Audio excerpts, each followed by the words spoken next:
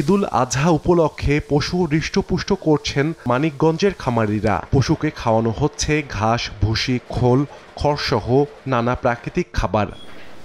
খামারিরা বলছেন ঈদ ঘনিয়ে আসায় পশু পরিচর্যায় ব্যস্ত সময় কাটছে। তবে গোখাদ্যের মূল্য বৃদ্ধিতে লালন পালনের খরচ অনেক বেড়েছে। ঈদের আগে পশু আমদানি না করার জন্য সরকারের প্রতি আহ্বান তাদের। ন্যাচারাল জিনিস বেশি খাওয়াইয়া আমি দিন রাত ধরে পরিশ্রম করতেছি, পয়সা পাতি উপার্জন করতে পারি, বেশি দামে বিক্রি করতে পারি। অতিরিক্ত গরম যদি অন্য কোনো খাদ্য দেই তাহলে গরু স্টক করতে পারে। ওষুধপত্র খাওয়াই না আপনার, আর এই কাঁচা ঘাস খাওয়াই, এই তো আমার খাদ্য। বেশি টাকাতে খাদ্য কিনে গরু খাওয়াইতে পারি, আমরা ওইরকম ভালোভাবে মুনাফা পাই না। বাইরের থেকে গরু না আসে, বাইরের থেকে, এটা আমাদের অনুরোধ সরকারের কাছে। প্রাণী সম্পদ বিভাগ বলছে জেলায় কোরবানির চাহিদার বিপরীতে উদ্বৃত্ত রয়েছে পশুর সংখ্যা।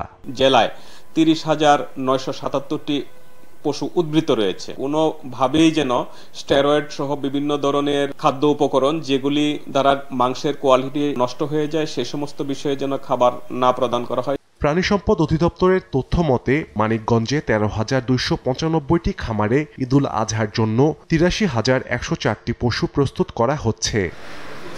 সময় সংবাদ, মানিকগঞ্জ।